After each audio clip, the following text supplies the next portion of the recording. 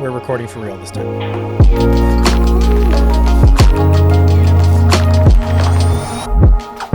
All right, well, Hannah, thanks so much for joining me. I am super stoked to dive into what you've got from this series. You were kind enough to send over all of your project files. I want to go through it like hero and then the video and just like kind of get a little bit of the behind the scenes of like what you guys were talking about as a team, you know, when it comes to the creative direction for this series. And then there's a couple of like very specific things that I want to see how you did. I've got a couple ideas. I want to see if I'm right or not. And but we'll get to talk some shop for a little bit about this series. I think it's gonna be super fun. Thanks for coming on. Yeah, thanks for having me. Absolutely. So Hannah, first off, for viewers who haven't met you yet, give me a little bit about who you are, what you do, and how long you've been doing it. Yeah, of course. So I am currently technical director at Rediscover Church, and I've been here for, it's been since August, officially, kind of end of August. But I actually had the privilege of interning with Rhett one summer, and then I came back the second summer, and then I ended up getting hired on full time. So yeah, thanks to Rhett for that. Hannah was my master plan for when seriously though, like honestly, like the great thing about ministry and like doing like Christian media online is I get to talk about like the cool things that God does. And when you interned with us for the first time 2 summers ago, that was right at a time where I was beginning to like really start seriously considering moving on and starting what is now Midwood Road, a creative marketing agency for churches and brands. And it actually gave me a lot of confidence to know that there actually was potentially someone who could, you know, support Caleb, who is one of my best friends and has been one of my best ministry friends for a long time. And you've done a great job. It's been super awesome. And it's been really fun also to start seeing you develop your own style, like moving forward, you know, because for sure, you know, when you were working for me, it was pretty easy for me to say like, hey, well, you're doing things my way. And I'm already starting to see some distinctives that are coming out in your style. And I think it's gonna be really cool just to continue watching you grow in that. And part of that's going to be us taking a look at this. So let's dive in. I've got a really nice, okay. Is this actually how nice your file structure is for your project files, or did you clean this up before you sent it to me? A little bit of cleaning, but I try to stick to that a lot of times. A lot of times in the middle of the process, it's just let's dump everything, but then afterwards I'll go back through and organize them. Nice. Okay, first off, where are you getting your fonts? Actually, I get a lot from just Adobe fonts, and then I also will check out Invanto for a lot of their stuff as well. And sometimes I'll check out some like personal people to see kind of what they have and all that. But who are some of those people? I can't remember off the top of my head right now, but it is fun to get to that point where you're like, there's a couple of people that I kind of follow to see when they're dropping new stuff. One of my favorites is Rajesh Rajput. He's got a Behance page and he's got like a Gumroad store, but he made Humane, which I use all the time. He actually, I licensed his font called Delight. That's actually one of the brand fonts for my brand. So, okay, very cool. Assets, fonts. We got some finals here. Okay, here we go. This is the hero graphic for the series Rediscover Church, Rock Point Church 2026. I think there's some really cool character here. Like you get the paper rip textures, you get the blueprints in the background. I'm assuming that was one of the major parts of the creative direction. And then you have this like stencil outline, like technical drawing outline. I know this photo because I've used this photo so many times. This photo predates my time at Rock Point, and I was at Rock Point for almost 8 years on staff. And this photo was taken of the front entrance. It had to have been 2016 that this photo was taken, and it hasn't changed. But this photo has been used so many times for promotion for the church. Absolutely wild. Looks like we got a podcast image as well. Classic. Gotta have the square version.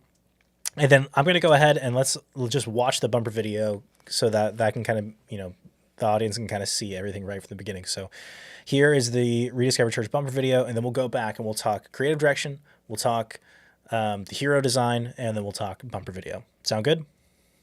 Sounds good. All right, let's watch this bumper video.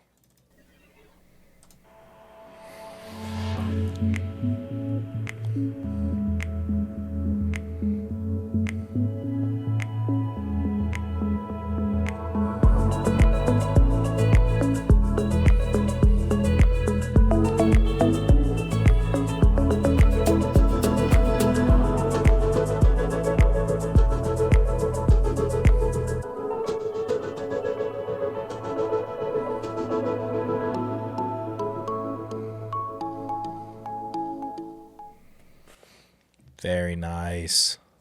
All right, talk to me about the creative direction. Talk to me about like what your favorite parts of kind of about this series, like how it came to be and like kind of what the process was for building it. Yeah, for sure. I think this is probably one of my favorite ones that I've done thus far. I just love the blueprint theme and coming along with like that is the main thing, and then making sure everything else kind of follows that. One of the things that led me to doing the blueprint theme was just as we're coming along with this new capital campaign that we're doing and the building of a new building, students building and all of that. I wanted to kind of match that theme even, and also just thinking about the series itself, Rediscover Church, and we typically do that in January after Christmas season just to refresh everyone about Right. this is what our mission is and this is what we're doing. And so I wanted to kind of pull that in with this idea of kind of a foundation and like what's your starting point. And that is kind of the idea with a blueprint. Like you have something to go off of, and this is kind of what everything else follows through with that. And so that was kind of the overarching direction I wanted to take with it. And so, yeah, that was the kind of what everything was based off of. Beyond that, I think I wanted to pull in just like a lot of fun texture that's always fun to play around with. And yeah, and like the sketch idea, that was actually something that I came across, like just some different inspiration that I was looking at. And I was like, hey, like that matches well with the blueprint theme. And I actually just came across a YouTube video and I was like, hey, let's learn how to do this, and jumped in and did it. And super simple actually, but it's a lot of fun to do. You're gonna have to share that link with me so I can put it in the I can put it in the show notes. Yeah, for sure. Yeah, I think this is super cool. I had you did a really great job with some of the elements. I'm assuming this is, you know, I've probably used this same element on Envato, but kind of like the tape look and just some very real things. This is some of the things that I feel like set apart church graphics really quickly.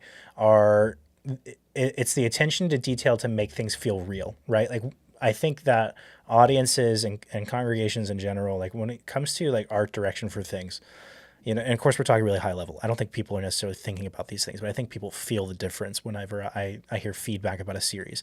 But when you put the extra effort in to make things feel less digital, right? To incorporate real elements, to incorporate things like it feels like the paper's tearing, it feels like this is a scan of a blueprint as opposed to just, you know, textures layered on top of one another.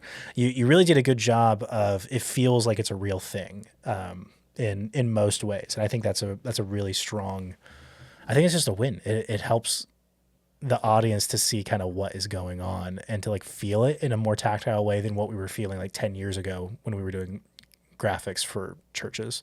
And it was just super digital and bleh.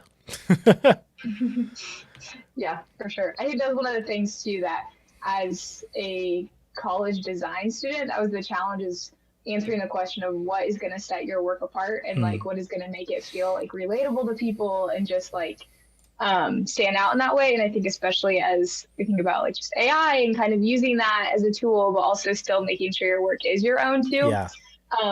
It's really something too that I think I want to strive to do, is being able to just have this personal touches to it. And yeah, talk to me about that. I know this is off topic, but I'm super pumped about that. Talk to me how you've been starting to, first off, are you pro, against, or in the middle AI for designers? Right now I'm definitely in the middle. I think there's still kind of, I haven't jumped right into like, oh, let's use it for everything. And, sure. But I think it definitely is the way that a lot of things that are very similar to AI when they first came in, like way back in the design world when Adobe first came out and they're like, oh, what is this? Yeah. I think it's... Were you alive when that happened? No. But I think it's kind of the asking that question, are you going to like fully accept this or are you going to go against it and just Yeah. reject it? And there's a bunch of different art movements that come out of both directions. But I think for me, it's learning how can I use this as a valuable tool to be Yeah. able to help my processes move faster, be able to help me just design better. And so I haven't jumped in with everything that's out there yet, just because I haven't had time to be able to dive in and learn it Right. and figure out how to use it. But I definitely think that it can be a huge asset.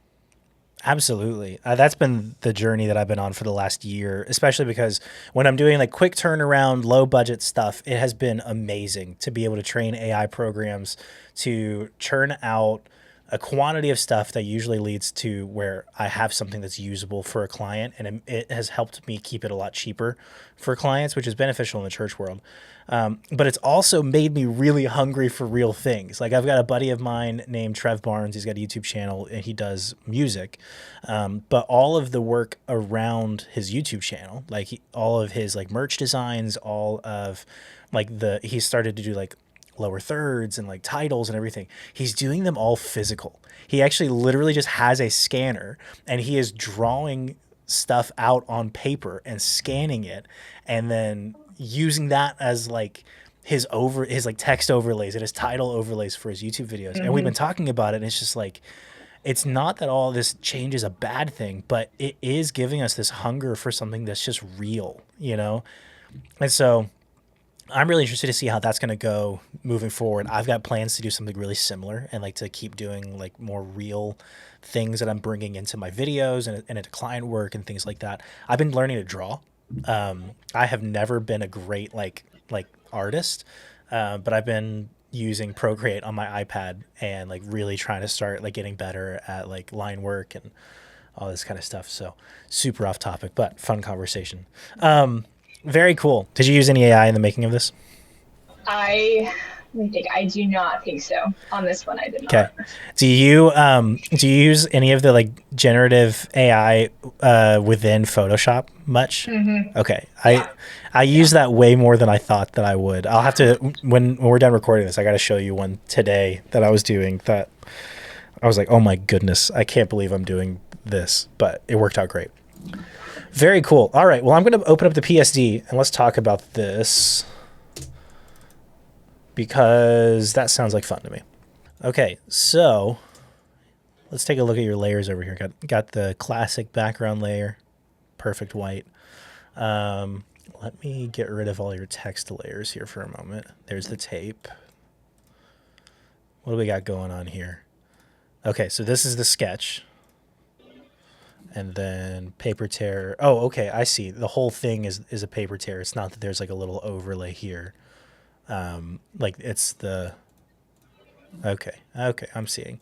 Got some grunge texture here. Got the grids. Is this a smart object? Is this something that you put together, or what'd you do for this grid? Oh, yes, the grid. That one actually was one that I found, and then I adjusted it to fit what I was looking for. Very cool. Yeah, I liked that it was asymmetrical. Like it's a grid, but it's asymmetrical. That's really cool. Yeah, it was an Illustrator file, and then I just cool. went in and I adjusted some of the lines, and yeah. Did you kind of just like copy and paste it over? Yeah. Have you noticed that I don't know if that's always worked that way, but you can just copy layers from Illustrator into Photoshop and like actually put them as layers or as a smart object if you want to. And that has sped up my workflow a lot. Yeah, it's great. Got some good old paper texture, folded paper texture, got a color fill. Are these layers actually doing anything underneath or are these just extra? What's this? I think... Doesn't look like there's any, it's shining through. I think that was left over from kind of a different direction I was going with it as an option. Okay, very cool. I want to talk about this sketch layer. How did you do this? This is... it's not a smart object, but I know what this photo used to be. How did you do this? Yes. I'm not sure if I have it in the package of files, but I do have, maybe it's on there, but there's a file. So I pulled up the picture in Photoshop, and then, I don't know if I put it in there. No, this is the whole rest of the package. We'll come back to this one, but Okay. Yeah. So I found the picture, put it in Photoshop, and then it's actually pretty simple. I just went to like adjustments and then I desaturated the image, Okay. and then I went to stylize and then find edges. And then so it went through and it kind of found all the little edges, and then I inverted it. Okay. And then that's kind of where it switched it. And then I just went through with the pen tool and outlined it. Oh, so the outlines themselves are pen tool. At least so the building itself, Okay. I outlined, but all the little inside kind of lines and everything, that was done by just the. I see it now. Okay. Yeah. This is pen tool, but underneath it is from. Okay. Give me that stack again. What you did? I went to adjustments and then desaturate it. Desaturate. And then you go into filter and then click stylize. And then find edges. Filter, stylize, find edges. Yep. Very cool. And then you inverted it. Yep. Okay. And then you did line work on top of it, and that's how you built that image. What's underneath this layer mask? Oh, I see. Further out on that side. Very cool. You said you found a YouTube video that was like telling you how to do that? Yeah. Yeah. I can share that with you. Yep, you're gonna have to do that. I'm gonna put it in the show notes for anybody who's watching, and I might even do a little like experiment with it and see if there's a way for me to use that. That's pretty cool. Good job. This is some cool stuff. I do think this was like the best one that I'd seen from you so far, and I really like it. Let's take a look at the rest of the package and see what else was in here, like what's in the standard package for Rockpoint now. So it looks like we got some slide backgrounds. Looks like we've got a couple of standard service slides. We got the logo. Got the logo white. This is cool. What did this end up being used for? That one was used for our little handouts that we do. So it's the logo on the back. Okay. And so the background on it is black, so that way the tape can still stand out. Very cool. Very cool. The new handout is looking pretty cool. I've digged it. We got the welcome and the commissioning. These are parts of our service at Rockpoint that are pretty regular. We have a pastor who comes up and does a welcome sometime during the song set. And then at the very end of the service, one of our pastors commissions everybody as we go on our way out and reminds us, church isn't over. Let's go be the church. You are loved and you are sent. It's kind of like a benediction, but like the modern version of a benediction. Oops, losing that. So we got a big idea slide, a main point slide, and then just a standard background. Is this what, like, we're not really using scriptures on this necessarily because we use the iPad, right? Correct, yeah. Oh, I see. You know, like extra. So this is what you did in Figma, like what we put into Figma for the sermon slides? Yep. Very cool. And then you use this. This is for the bumper video, it says. Correct, yeah. Very cool. Well, let's dive into the video. That's just the graph that I made in Illustrator, and then I pulled it into Photoshop. Graph that I made and extended it. Whoa. Saved it for bumper. Let's see. So I'm going to not save this. Here, can you check your mic for me again? I just got like some wicked delay. Yeah. Test 1, 2, 3. Test. Okay. It's all right. All right, let's dive into this bumper video. I'm going to look at your folder here. We got some layers. I'm assuming that's how you built, like, just, I do this, you know, I copy a new version of my PSD and then just kind of break it down to its layers and nothing else so that I can bring that into After Effects to animate into the hero graphic at the end of the video. Looks like we got some music. Looks like we've got some textures and some rips. Oh, cool. Everything is here. Let's go. And then, yeah, so I'm going to just play the video again and kind of just stop here, like little bits, and kind of just talk about some of the things I liked. So you did this same thing. You did the same sketch look. You did that for our friends here, for Kira and Caleb. I recognized them, which is pretty cool. Yeah. A couple of things I'm looking at. Love the kinetic text. I can see the folded paper texture. Is the folded paper texture like loop? Is that just like an asset you got from like Envato or something? Yes. Yep. Or Very I cool. think that one I might have made myself, but yeah. Oh, really? Okay. So you Yeah, took like like I just went through with the image and then just pre-composed it, and yeah. kind of like rotated it kind of thing, like with an expression. Yes. Mm-hmm. I've been trying to do that more often as well. Super cool. I'm going to come back to this kinetic text because I think that's super cool. What about this? Was this a asset or something you did? Kind of the Something I did. Yeah. nice. Come on, Hannah. Doing it. I guess when you're on staff and this is like your main job, you can spend more time than I spend on things. Okay, so with the kinetic text, what was your idea? Was it that you have the texture on top of everything, and then I see some different like motions. I see kind of just in motions, and then Mm-hmm. kind of just I'm assuming it's on the beat a little bit too, right? Mm-hmm. It's on the snaps. I see it. Very cool. That's a cool. I didn't even see that the first time I went through.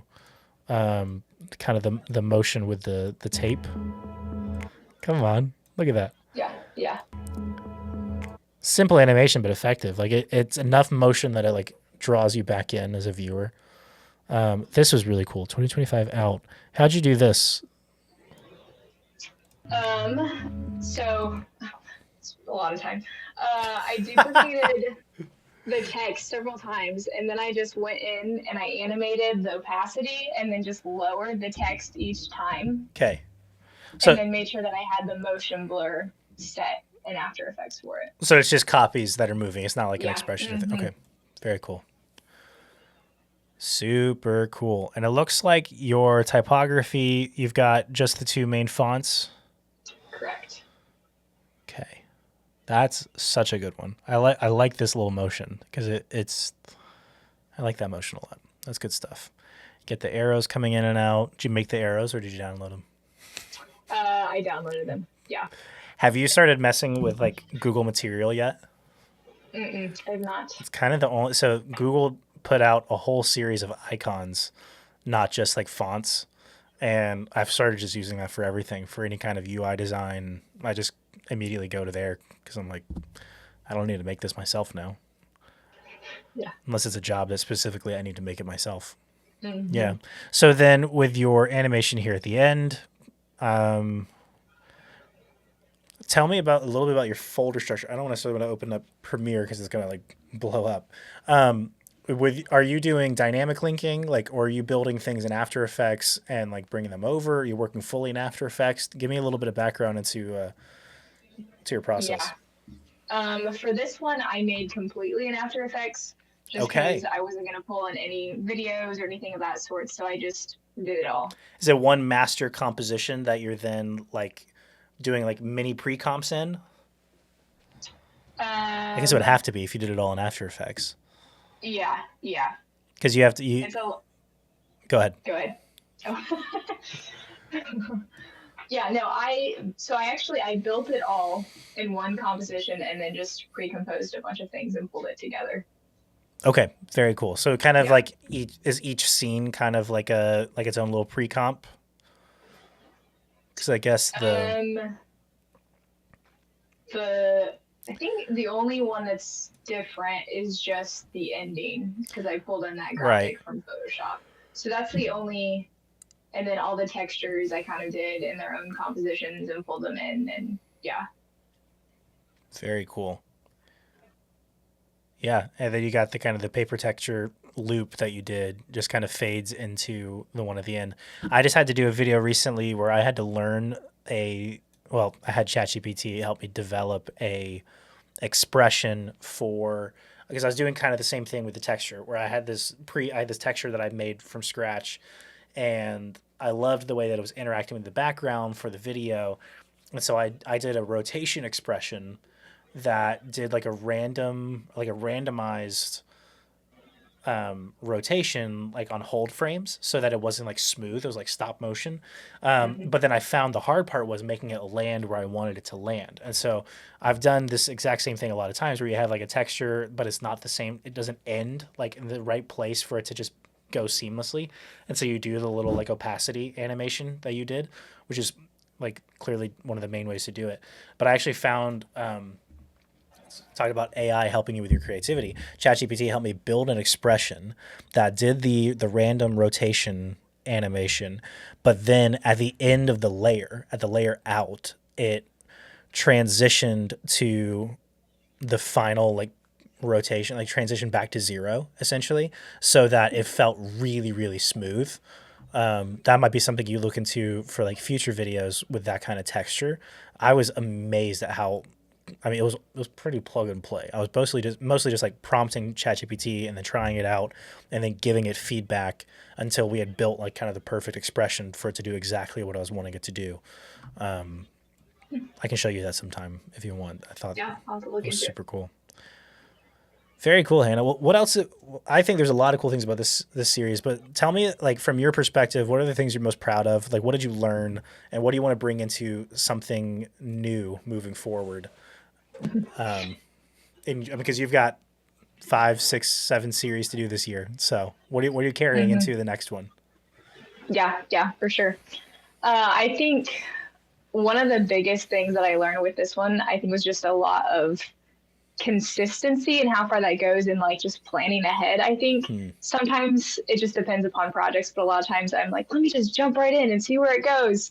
But I think with this one, I just really enjoyed that there's a lot of thought process that I had beforehand and thinking about, okay, what do I want to be kind of the main theme that gets carried across everything? And obviously that's what you're trying to do in every time that you make a sermon series, for it to be consistent and for it to have one theme. But I think for this one, it really stood out of like, okay, this is the one thing. It's this blueprint theme and how that connects to just the message of the series and everything really well. And so I think just trying to, moving forward, have that a lot of times, just spending that time coming up with something like that.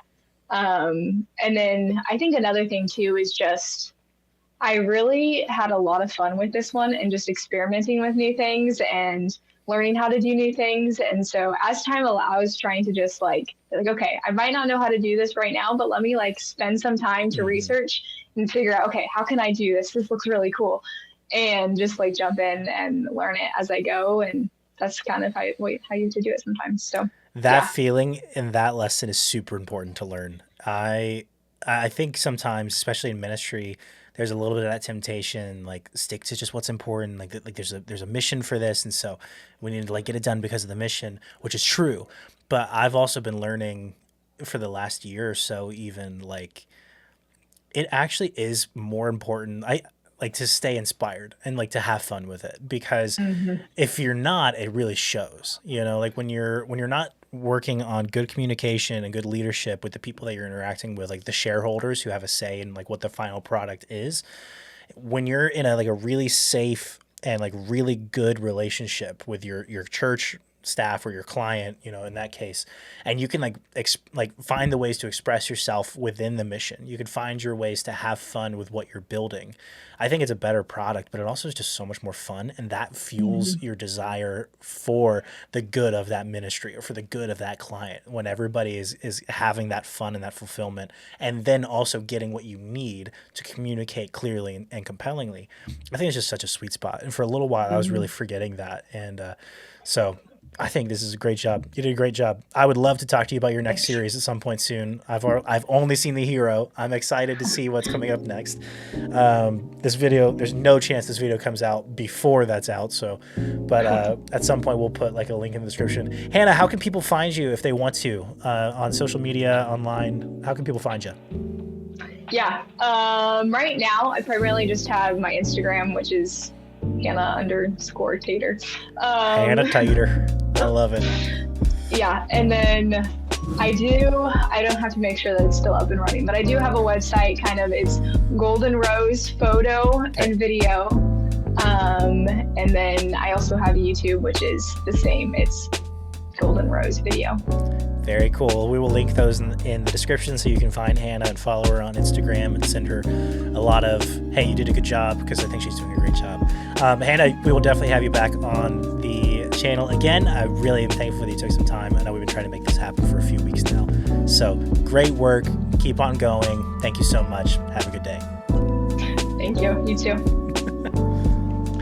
Thanks so much, Hannah, for coming on the channel. It's really fun for me as a church content creator, as a Christian content creator, to have other friends who are content creators. I hope to meet more as the years go on. Super cool to hear about your ministry at Rock Point. You're doing a great job. Please leave a comment below if you think she's doing a good job at Rock Point. I think she's doing fantastic. According to my most recent polls, those of you who are watching or wanted to see more creative church content videos. So I'm going to be putting out some more this year.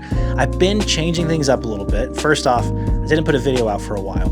That wasn't really intentional. The Christmas season as a freelance Christian designer was absolutely crazy. I'm trying to prepare for that already for 2026. I had a couple of like weird health issues that were just like kind of sapping my energy a lot. It was really hard to stay motivated at the end of the last year to keep putting out videos. But my hope is for this year to keep putting out new videos, to keep interacting with new followers, to keep having fun showing what it's like to be a Christian designer and a Christian filmmaker, to kind of show off what I'm getting to do through my company Midwood Road, which is super fun for me. So don't worry. You have not seen the last of this channel. Things are just beginning again here soon. So with that said, if you have not already, please do me a favor and hit the subscribe button, give this video a like, comment below if you want to see Hannah in another video, because I think she's only going to keep putting out better and better stuff. I think it's going to be really fun to keep an eye on that. But for now, I will see you guys in the next video.